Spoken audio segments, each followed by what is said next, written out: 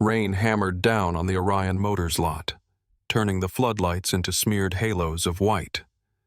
Elias Carter, single father and night shift maintenance tech, spotted a luxury sedan dead in a puddle, a woman trapped inside. The security guard stood watching. VIP car, nobody touches it. Elias knelt anyway, pried off the panel, bypassed the shorted circuit, saved the system from total failure. The engine roared back to life. 5 minutes later, he was called upstairs and fired on the spot. The night had started like any other. Elias clocked in at 10. His work boots still damp from the walk across the employee lot. Orion Motors occupied 3 city blocks in the industrial district, chrome and glass rising against the Seattle skyline. The company built luxury sedans and electric vehicles for clients who measured wealth in commas, not zeros.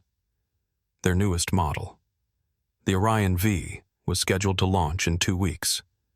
Revolutionary battery system, 12-minute charge time, integrated electrical architecture, safety features that could predict collisions.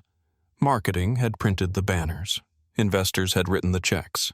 The automotive press had crowned it Vehicle of the Year. Everything rode on this launch. Stock prices, executive bonuses, the company's future. Orion had bet everything on the Orion V. But there was a problem. Rumors circulated through engineering for months. Random electrical failures. Systems shutting down in wet conditions. Nothing catastrophic yet, but enough to make the night crew nervous. Technicians whispered about dashboard lights that flickered. Engineers talked about impossible relay failures. The day shift blamed the night shift. The night shift blamed the day shift. And management blamed no one because acknowledging the problem meant delaying the launch. The prototypes lived in a restricted section of the lot, roped off with yellow tape and security cameras. Touch one without authorization and you were gone. The company had fired 3 people in the past year for violating it. No exceptions. No second chances. Elias Carter had touched one anyway. He was 36 years old, lean and weathered, with hands that knew their way around an engine. Once, he had been an engineer, a good one.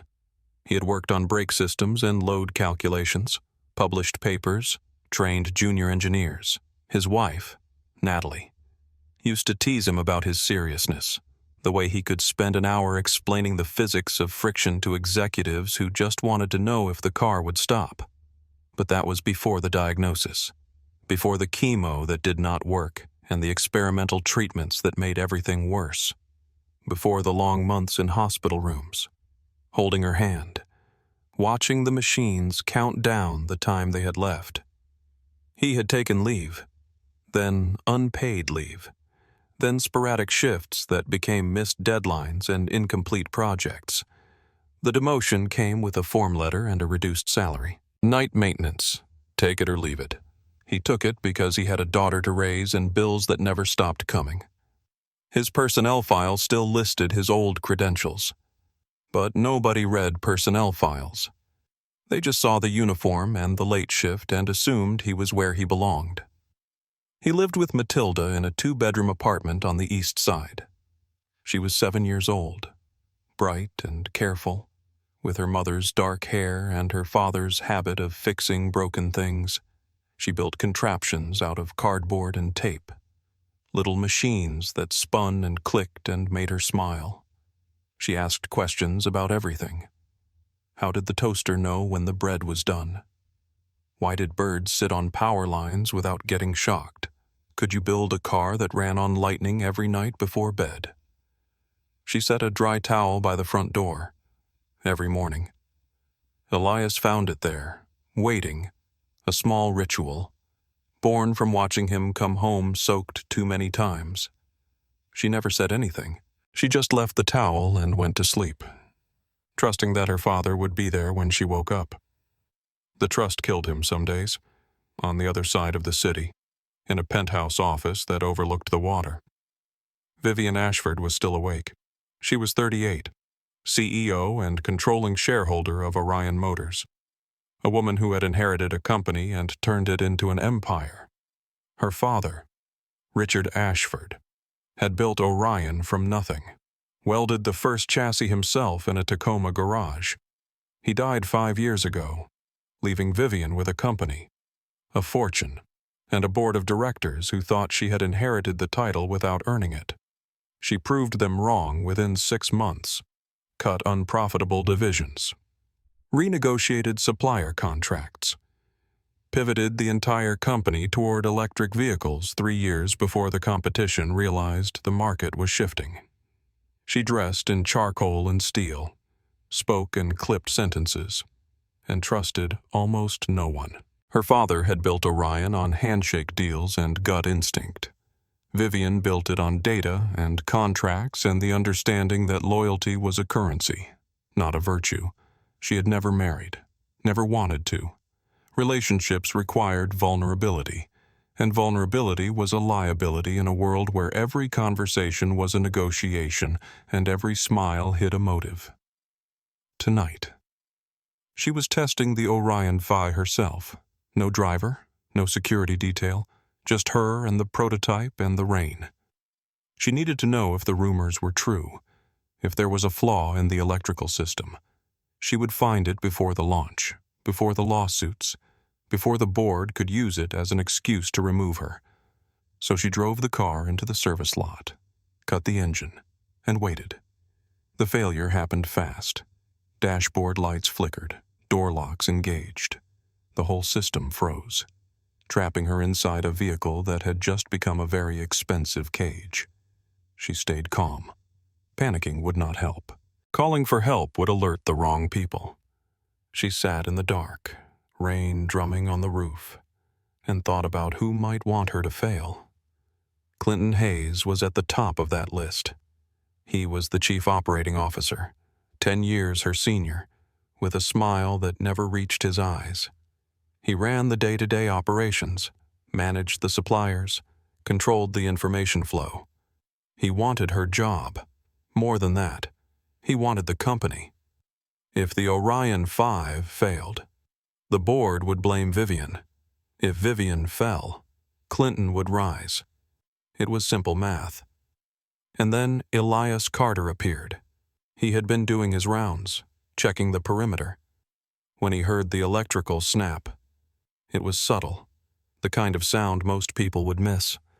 But Elias had been listening to engines fail for 15 years. He saw the sedan, saw the water pooling near the undercarriage, saw the woman inside sitting perfectly still. The guard, Ronnie Blake, stood nearby with his arms crossed. "That is a prototype," Ronnie said. "You touch it, you are done." "There is water getting into the electrical system," Elias replied. "If it shorts, it could catch fire." Ronnie looked at the car, then at Elias, then back at the car.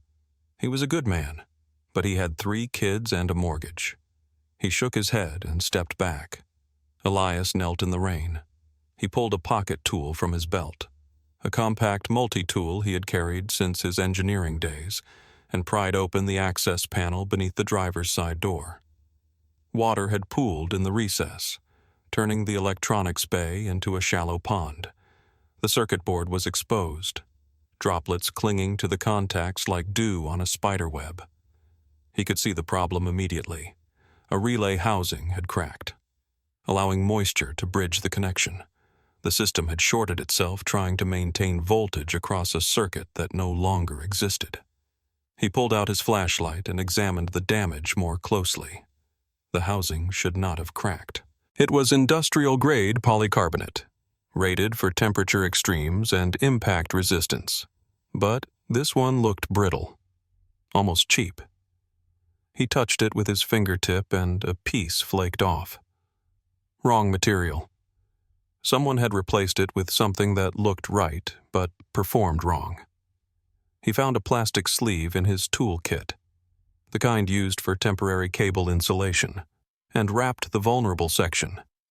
Then he bypassed the failed relay entirely, routing power through a redundant circuit that the original engineers had built into the system as a failsafe. It was not elegant, it was not permanent, but it would work long enough to get the car out of the rain and into a proper service bay. The engine turned over. Dash lights flickered on. The locks disengaged with a soft click. Elias stood, water running down his face, and looked through the windshield. The woman inside met his eyes. She did not thank him. She did not smile. She just looked at him with an expression he could not read, as if she were memorizing his face for some purpose he did not yet understand. Then she shifted the car into drive and pulled away. Tail lights disappearing into the rain. Elias stood there in the rain, holding a small piece of shielding that had fallen loose during the repair. It was the wrong size, the wrong material. Someone had replaced a factory part with an aftermarket component, something cheap and poorly installed. He pocketed it and walked back toward the maintenance building, water sloshing in his boots. His radio crackled. "Carter, report to security, now!" The office was small and windowless, lit by flickering fluorescence that made everyone look sick. Clinton Hayes was there, along with Bernice Lowell from Human Resources and Ronnie, who would not meet Elias's eyes. The COO stood with his hands in his pockets, relaxed and smiling. "Do you know what you just did?" Clinton asked. "I prevented a potential fire," Elias said. "You tampered with a restricted vehicle without authorization. You violated safety protocols. You exposed the company to liability." Clinton turned to Bernice.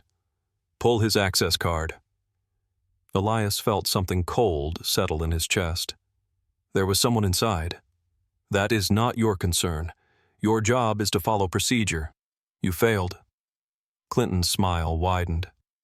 "Sign the voluntary resignation form. Make this easy." "I am not signing." "Then we will terminate you for cause. Either way, you are done." Bernice slid a document across the table. Elias did not touch it. He looked at Ronnie, who stared at the floor. He looked at Clinton, who looked back with the expression of a man who had already won.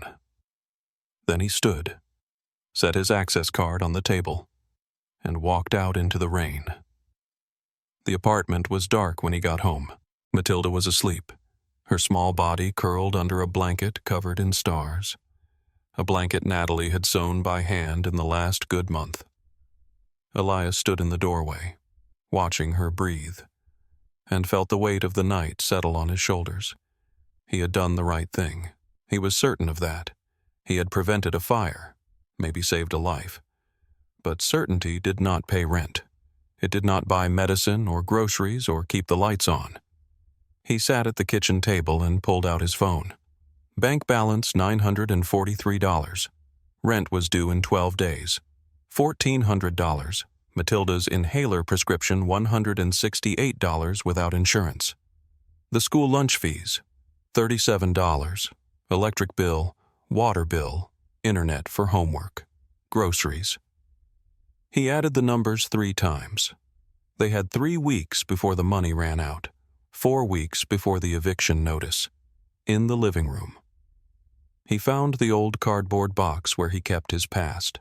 Engineering certificates, diplomas, letters of commendation, a framed photo from the safety conference in Portland where he had presented a paper on brake system redundancy. Natalie stood next to him in the photo, radiant in a green dress, so proud of him it hurt to look at her face. That had been 8 years ago. A different life. He had been good once. He had built systems that saved lives. He had trained engineers who designed better, safer vehicles. And now he was unemployed, sitting in the dark at 3 a.m, holding a certificate that meant nothing because nobody cared what you used to be. He set the certificates back in the box and closed the lid. Then he pulled up his laptop and started searching for jobs. Maintenance positions at warehouses, night security at office buildings, anything with a paycheck and benefits. Every application asked reason for leaving last position. He typed variations of terminated and let go, watching each one transform his resume from possibility to liability. By dawn, he had submitted 17 applications. He expected 0 responses. Matilda woke at 6. She found him still at the table, the certificates spread out like a hand of cards. She climbed into the chair next to him and handed him the towel she always left by the door. "You are wet," she said. "I forgot to dry off." "Are you going to work today?" Elias folded the towel and set it aside. "No, I have the day off." "Good. Then you can take me to school." She smiled, and he smiled back, and the lie sat between them like a stone. Across the city. Vivian Ashford sat in her office and read the incident report. Clinton had filed it within an hour of the event. His language careful and precise. A maintenance worker had accessed a restricted vehicle without authorization. The situation had been contained, and personnel action had been taken. No mention of the woman in the car. No mention of the electrical failure. Just a problem solved and filed away. Vivian picked up her phone and called the security desk. "Who was in the prototype last night?" There was a pause. "I do not have that information." "Find it." She hung up and pulled up the employee file for Elias Carter, former mechanical engineer, hired 8 years ago, transferred to maintenance 3 years ago after extended medical leave. Multiple commendations for problem solving, no disciplinary record. Terminated last night for unauthorized access to company property. Something was wrong. Clinton had moved too fast. The termination paperwork had been processed before dawn, the file sealed and archived. That was not standard procedure. That was someone covering tracks. Vivian opened her desk drawer and pulled out a small device. A portable recorder she had installed in the prototype 2 weeks ago. She had suspected sabotage. She had wanted proof. She plugged it into her laptop and listened. The recording was dark and static-filled, but the voices were clear.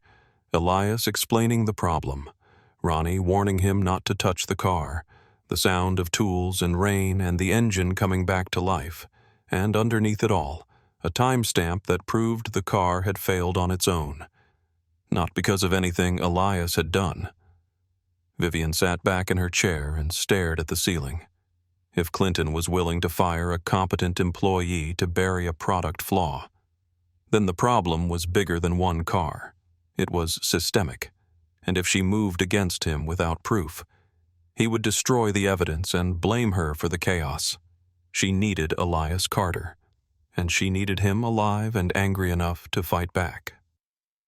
Elias spent the morning applying for jobs online. Maintenance positions, warehouse work, anything with a steady paycheck and benefits. Every application asked the same question. Reason for leaving last position. He typed, "Terminated for safety violation," and watched his chances evaporate. At noon, Matilda came home from school. She dropped her backpack by the door and climbed onto the couch next to him. "Did you find a new job?" "Not yet." "That is okay. You are really good at fixing things. Someone will want you." He pulled her close and kissed the top of her head. She smelled like crayons and shampoo, like the small and fragile pieces of the world that still made sense. The rent notice sat on the counter. The inhaler prescription sat next to it. In 2 weeks, they would be out of money. In 3, they would be out of time. There was a knock at the door. Elias opened it to find a woman standing in the hallway, holding a black umbrella. She was dressed in a gray suit, her hair pulled back, her expression unreadable. It took him a moment to place her. The woman from the car. "Elias Carter?" she asked. "Yes." "I am Vivian Ashford." Matilda appeared behind him, curious. "Are you the lady who got stuck in the car?" Vivian looked down at the girl, then back at Elias. "May I come in?" They sat at the kitchen table. Matilda brought Vivian a towel without being asked, the same way she brought one to her father every night. Vivian took it, surprised, and set it carefully on the table. Elias leaned against the counter, arms crossed, waiting. "You saved my life last night," Vivian said. "I did my job, and you were fired for it." "Yes." Vivian reached into her bag and pulled out the small piece of shielding Elias had pocketed. She set it on the table between them. "You kept this. Why?" "Because it does not belong in that car. Someone replaced a factory part with a cheap aftermarket component. That is not an accident." "No, it is not." Vivian folded her hands. "The Orion Vi has a design flaw. The electrical system is vulnerable to water intrusion." "But what happened last night was not a flaw. It was sabotage. Someone is creating failures to make the launch look catastrophic." "Clinton Hayes." "I believe so, but I cannot prove it. Not yet." She looked at him, her expression sharp. "I need your help. 48 hours. You examine the prototypes, document the sabotage, testify before the board. In return, I pay you as an independent consultant and clear your record." Elias shook his head. "I have a daughter. I cannot afford to make enemies." "You already have enemies. Clinton will make sure you never work in this industry again unless you fight back." Matilda tugged on her father's sleeve. "Dad, you should help her. Bad people should not win." Vivian smiled. It was small and brief, but it was real. Elias looked at his daughter, then at the woman sitting at his table, then at the rent notice on the counter. He thought about the right thing to do and the safe thing to do and realized they had stopped being the same thing a long time ago. 48 hours, he said. The next morning. Elias returned to Orion Motors with a visitor badge and a camera. Vivian had arranged access to the testing facility, a converted warehouse on the edge of the property. Inside, 3 Orion V prototypes sat under fluorescent lights, their hoods open, their systems exposed. Elias started with the electrical diagrams. Factory specs called for insulated relay covers and sealed junction boxes. What he found were loose connections, exposed wiring, and components that looked like they had been installed by someone in a hurry. He photographed everything: serial numbers, part stamps, installation dates that did not match the maintenance logs. By noon, he had proof, not just of poor workmanship, but of deliberate tampering. Someone had systematically weakened the electrical systems in all 3 prototypes. Someone who had access to the facility. Someone who knew exactly where to cut corners without triggering an immediate failure. He found Vivian in her office, standing at the window, watching the rain. She turned when he entered, and he handed her the camera. "It is worse than you thought," he said. "All 3 prototypes have been compromised.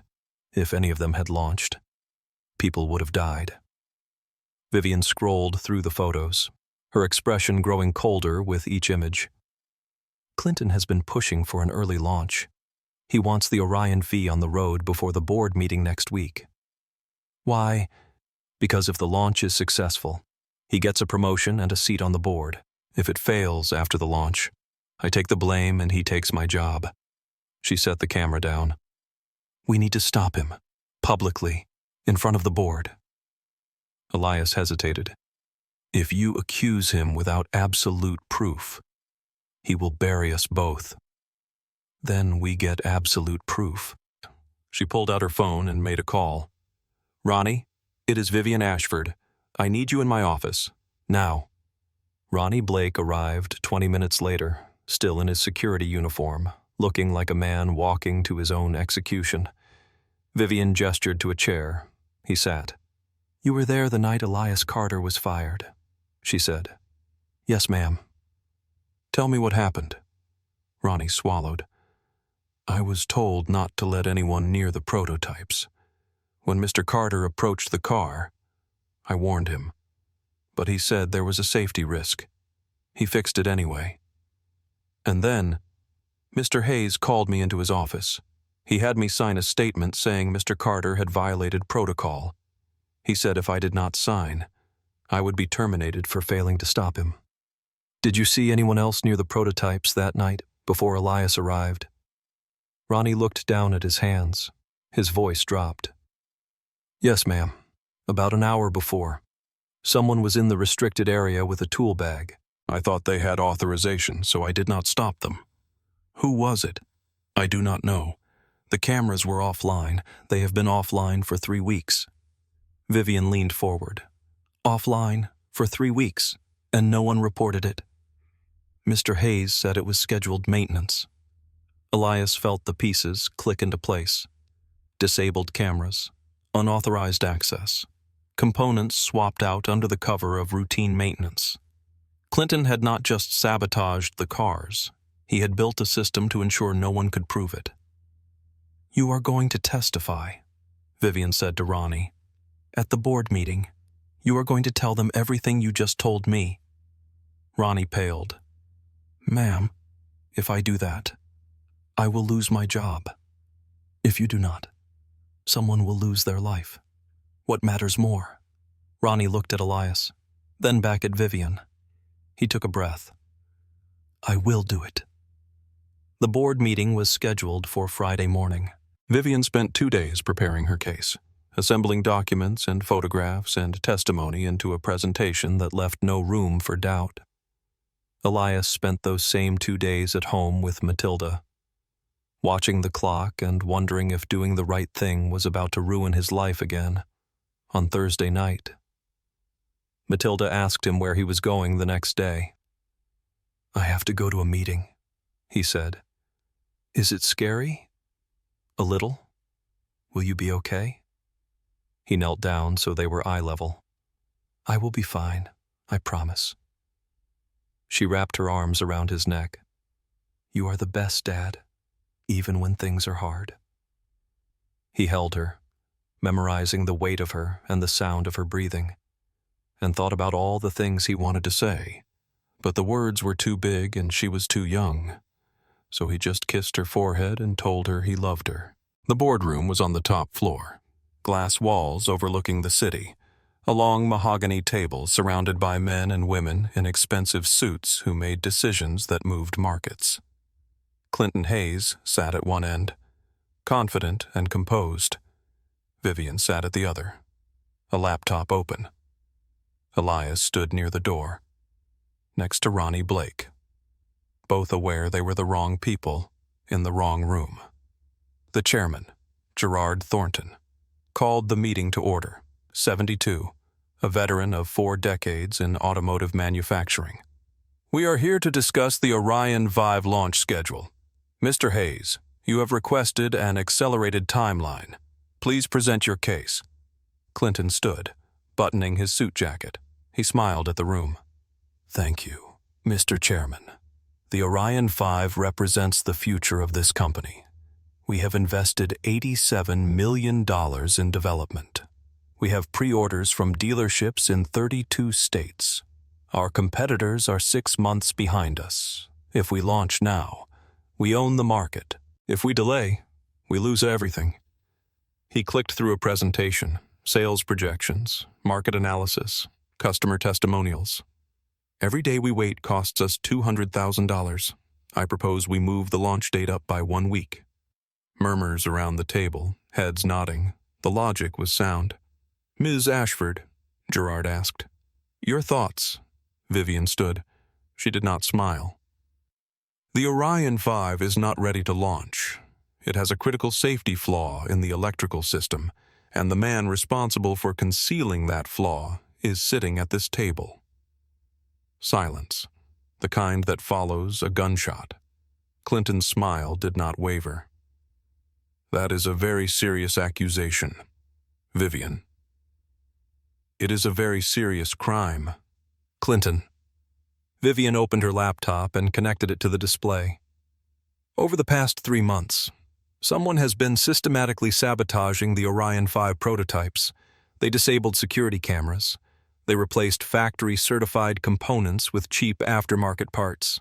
They created conditions that would guarantee catastrophic failures after launch. She pulled up the first photograph. Circuit board, wiring exposed, insulation stripped. These images were taken 3 days ago by Elias Carter, a former mechanical engineer who was terminated for fixing one of these vehicles when it failed in the rain. Mr. Carter, please explain what you found. Elias stepped forward. All 3 prototypes have compromised electrical systems.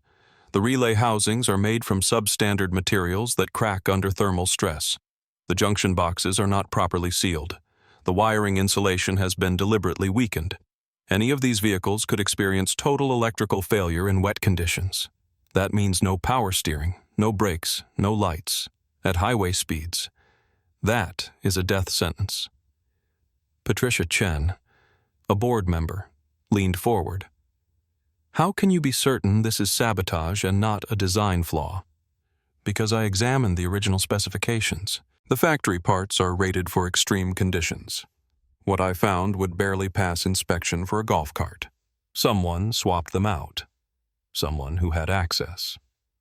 Clinton stood. This is absurd. Mr. Carter was fired for violating safety protocols. He broke into a restricted area. Now he is trying to discredit this company because he is angry. This is revenge, not evidence. Then explain the security cameras, Vivian said. You authorized an emergency shutdown of all camera systems in the prototype testing area for 3 weeks, with no work order, no IT oversight. The cameras were being upgraded, standard procedure. For 3 weeks, Vivian pulled up another document. I reviewed the IT logs. There was no scheduled camera maintenance, no replacement hardware ordered, no technicians assigned. You shut down those cameras using an executive override, and you did it the same day the first component failure was reported. Gerard frowned. Mr. Hayes, did you authorize the camera shutdown? I did, for security reasons. There had been reports of unauthorized personnel. By turning off the cameras, Patricia asked. That makes no sense. Then where is the work order? Vivian asked. Where is the invoice? Where is the installation report? Empty fields. No documentation. There is no record of any camera upgrade. You shut them down so you could sabotage the vehicles without being recorded. Clinton's jaw tightened. You are grasping at straws. Am I? Vivian turned to Ronnie. Mr. Blake, you were on duty the evening before the first prototype failure.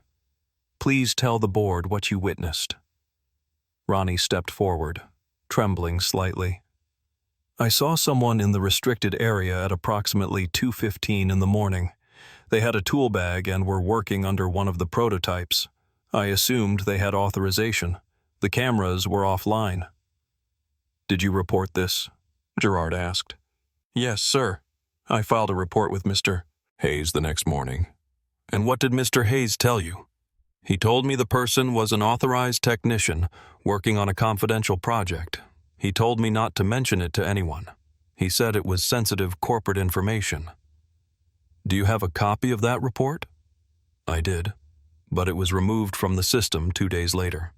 Mr. Hayes said it had been filed in error. The room erupted, Gerard pounding the table for order.